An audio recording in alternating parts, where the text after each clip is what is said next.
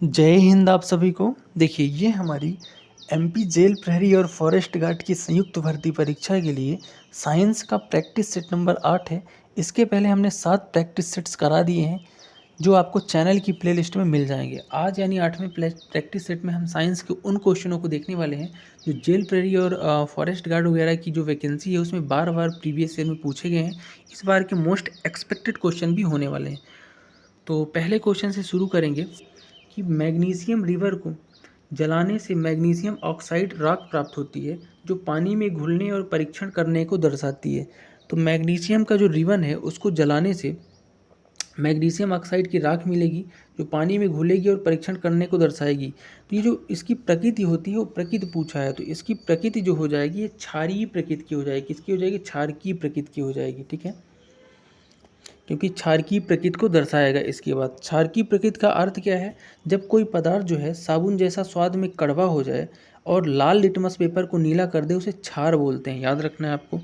ठीक है, next question देखेंगे कि परपोषी जीव के अंदर ही प्रजनन करने वाले सूक्ष्म जीव कहलाते हैं। तो परपोषी जीव के अंदर प्रजनन करने वाले जो सूक्ष्म जीव हैं उन्हें वायरस या विषाणु बोला जाता है। याद रखना है आपको।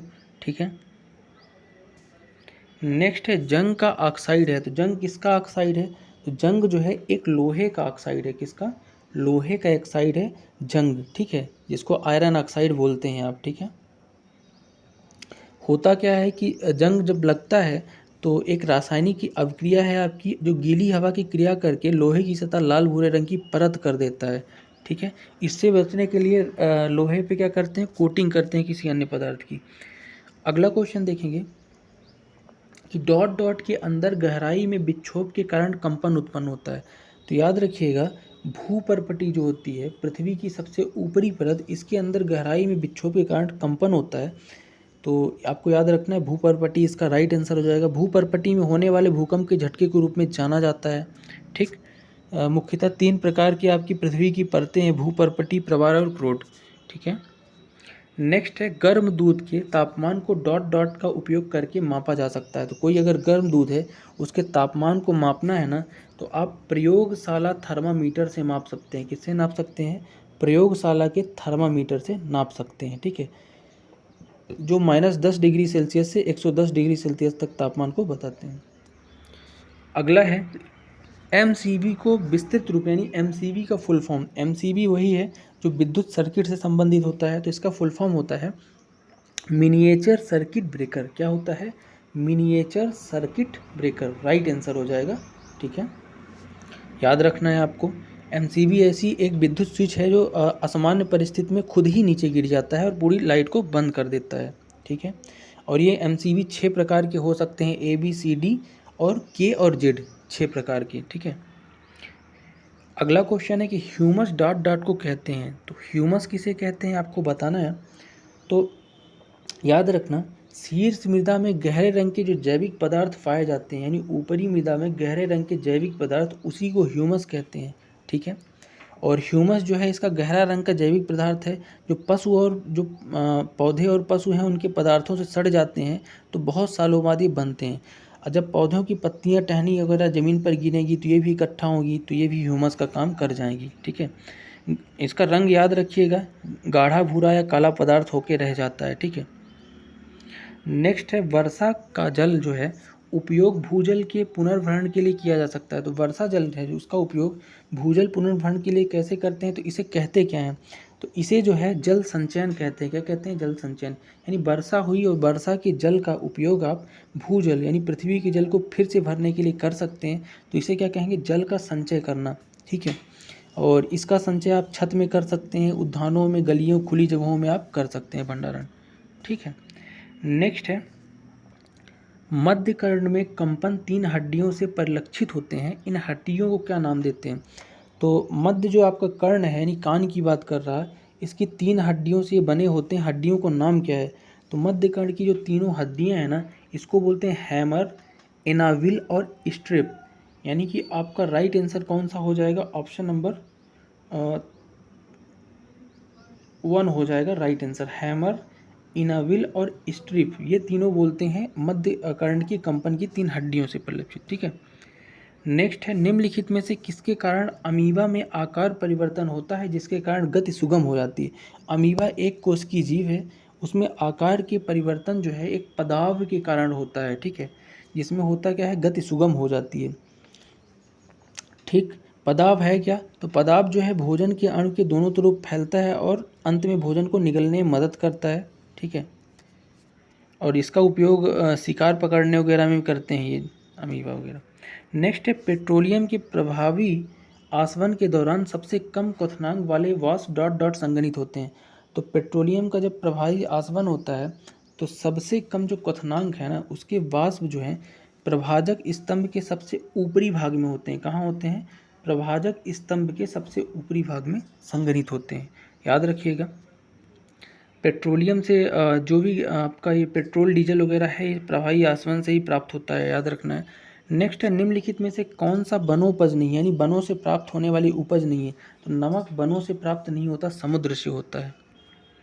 नेक्स्ट क्वेश्चन है, क्वेश्चन नंबर 13 है कि एक माचिस की तीली माचिस की डिब्बी के उस तरफ रगड़ी जाती है जिस पर कांच का चूरा और थोड़ा सा लाल फास्फोरस लगा होता है। इस दौरान पहली अभिक्रिया में क्या होगा। जब कभी आप माचिस को तीली से आग जलाते हो तो लाल फास्फोरस से उसको रगड़ते हो, उसमें थोड़ा सा क्या लगा रहता है आपका कांच का चूरा और लाल फास्फोरस। तो पहली अभिक्रिया होती क्या है इस दौरान, ये बताना है।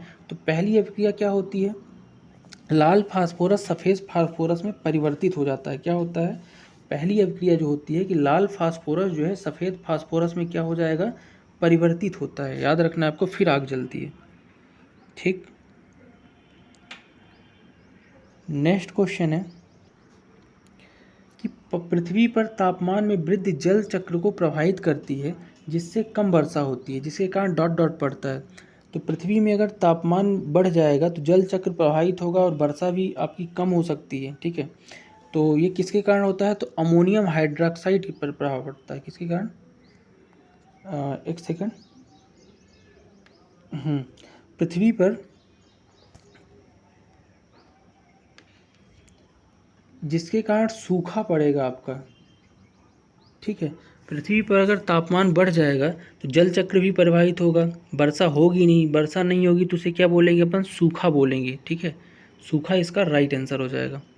नेक्स्ट देखेंगे कि विंडो क्लीनर जो खिड़की साफ करने के मार्जक है ना, मौजूद रसायन की पहचान कीजिए। देखो, विंडो क्लीनर आप लोगों ने गाड़ियों में देखा होगा, 4 व्हीलर गाड़ियों में बारिश के समय पानी को क्या करते हैं, क्लीन करते रहते हैं, ठीक है।